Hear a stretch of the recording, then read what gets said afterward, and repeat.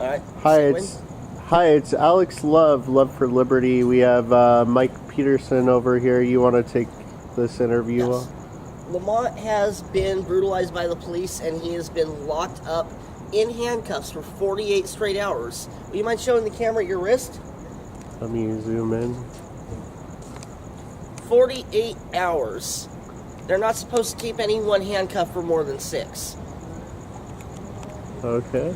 He has also not been fed, and his charges have been dismissed. Would you like to tell us exactly what happened? I was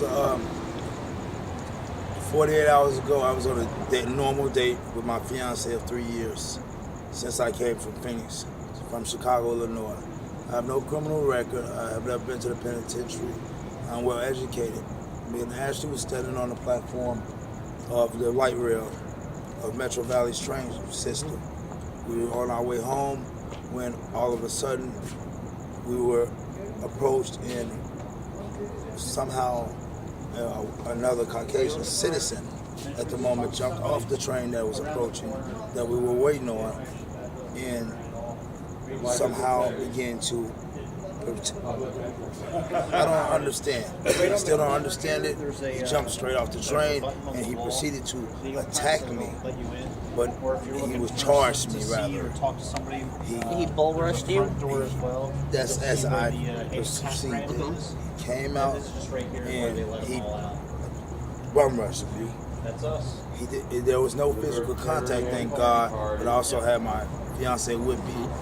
I moved her to the side because as this Caucasian man, I don't know, you don't reached want a man in his around your woman pocket. like that. He was very much bigger than me, and much stronger, and he had his hand in his some kind of pouch. When he came out, he actually produced mace. I stepped back and told him I feared my life, and I moved my fiance to the side, and he stopped. I moved back. And he kept the mace on you. Yes, and then my girlfriend jumped in front of me the second time he approached, as we went from the south side, which we entered, all the way down to the end of the north side of the platform. And how did the altercation end? The altercation ended with him approaching us again. I explained that there's nothing wrong with her. She was acting and she was loud, that we were not fighting, and that you are now scaring her. And she's not, running or trying to leave the scene of a crime as you occurred. We're actually trying to get away from you. So when I said that, he got on the phone and he began describing me and saying that I'm trying to run, And how long was it before the police arrived? 10 minutes. Everything was recorded. I finally got her to a safe zone. She fears the police because she's been here and she sees the brutality. She encouraged me that we should leave. I told her no, because that would only cause us more problems. Knowing that how cameras and things are, and I stayed. She stayed. The police arrived. As far as I'm concerned, because I was also trying to keep my girlfriend from actually leaving, now I was detaining her. And how did the police handle the situation? The police never approached the witness. They only approached to look for the ones that was described.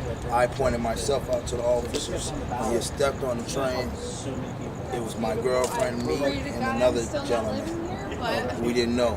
Everyone was separated. I had my bike, so I was trying to make space and figure out, because we were actually in a rush, we were not in the cart that it held a bike. So I was actually organizing the bike as my fiance found seats on empty. And then the police. So he came in and he said, he didn't say anything. I said, sir, yes, I'm the one he called about. But beforehand, I'd already yelled at the dispatcher my government name. So you got the police attention to try and break this up? No. No? The gentleman was also already calling the police. He already called them. He's on the phone with the police. He's giving them descriptions. I am trying to stop my girlfriend from leaving the scene, even though she doesn't know her names. There's no need to run. We haven't broken any laws. This man is attacking us, and now I'm not going to have the police chasing me or anything that looks like me. Right. So it's like, let me handle this. I also told him my name, You gotta protect my your government own. name. This is my government name, but I need you to stay your distance. No one is leaving the scene of the crime. I'm just not going to allow you to keep approaching. You know, you need to stay there, and we're here, waiting for the police. When I thought everything would be fine and worked out, when the police came, instead of police asking my fiance something to me after I identified us, they asked us. He came one officer. He said, "Step off the car." There's no problem. We did. As moment as I was handicapped when he put his handcuffs on me, and that was normal procedure because you have 3 individuals, so you need to make sure you protect yourself. So it's like, I know this procedure, that's fine. But the moment that handcuff took away my ability to protect myself, this officer changed me rapidly. He had never approached the so-called witness or the so-called victim, my fiance. Period. It became into a very hard shakedown, and the more he couldn't find, and the more answers that he didn't like of me not having a criminal record and having an ID and not having weapons or drunk or homeless, it became a more aggressive search for something. Eventually, you're going to jail. Right. You are a woman beater, but you never asked my fiance if I hit her. You never even asked the witness his statement, because the witness actually left when I was in the car, and you studied.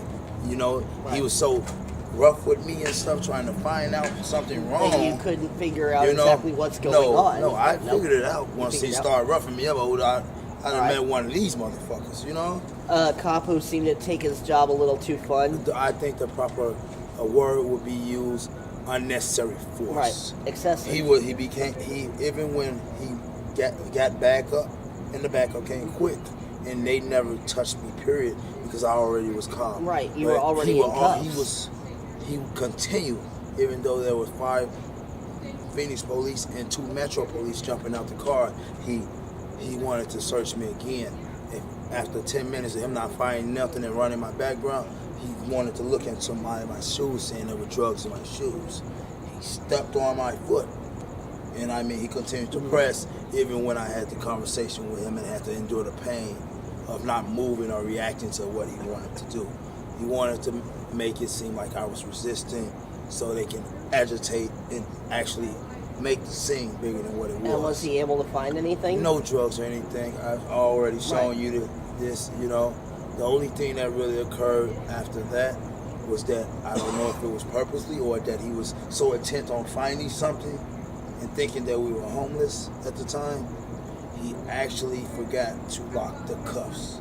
He never double locked the cuffs. So you could have gotten free anytime you want? No, I couldn't. No. What stops the cuff, what I mean by saying double cuff, is what stops the cuffs from moving once they're locked in place.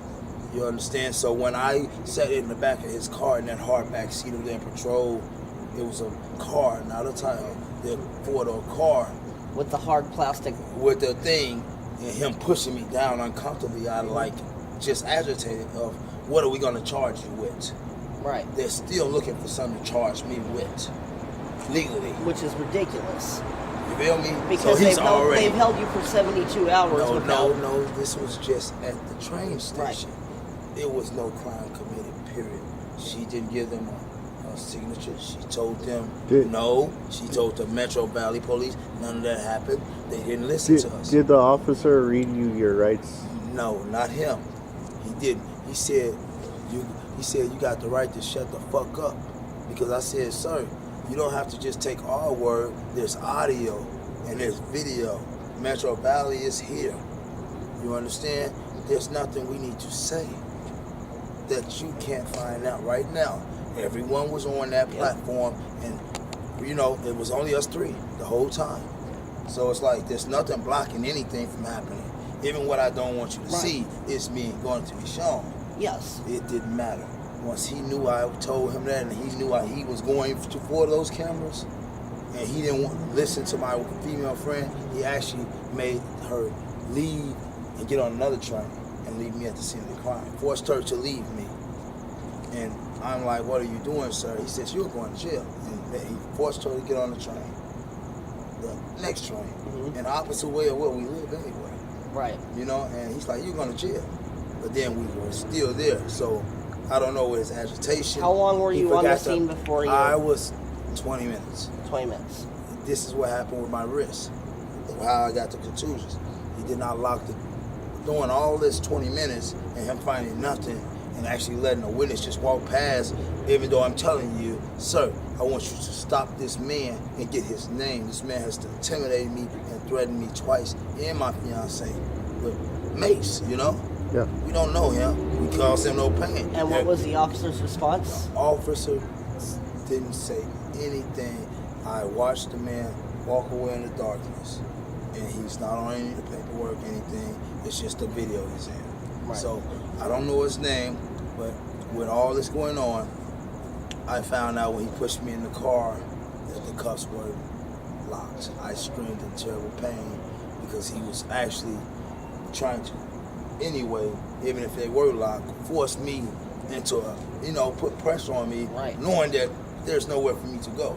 So instead of me, my back just being hurt, the pressure is coming from the handcuffs. And the handcuffs are directly against your spine as well. Yeah, yes, but the damage came immediately from him closing it to the max and putting pressure on it, that it actually began to cut immediately. Right. So I said, my hand, and then he didn't believe me. For 3 minutes I said this, oh, my back, you know, I need you to cut your cuff, just say cuff. And I'm not trying to bang on the window or be agitated, but I'm in terrible pain, but check the cuffs. He finally checked and said, oh, I forgot to lock them. So he took them off very rough. Saw the damage, and then he put them on there the proper way, but even tighter. It just was locked in, you know, and it was locked into the max, you know. And I said, he didn't want to deal with me anymore. He called another unit, and they finally transported me to Central. Then they got the tape, and then they saw what they saw, and then I was transported here by those same 2 officers, and they walked right out. These people didn't know I was here for 24 hours. I have my paperwork since that. You don't know. That incident happened on the train. So you were given no food, no water? I wasn't given food the first day, the sergeant said, because they had no recollection I was here. I was put in the isolation room in front of the desk. I saw countless officers. I banged on the window for attention. And the more I tried to get attention, the more they ignored it, or seemed like they would tell me something that another officer would overthrow, or they would just basically send the mental help and ask me, am I crazy or am I going to hurt myself? When I was clearly saying, I'm in physical pain, my wrist. I have documentation, I have pictures. Hence, they still haven't given you your shoelaces back. They supposed to have my own. They said probably I can get it Monday. I can pay my rent Monday, y'all. But I gotta go. Thank you. All right, thanks. Good to meet you. Oh, I'm sorry. Oh, that's it.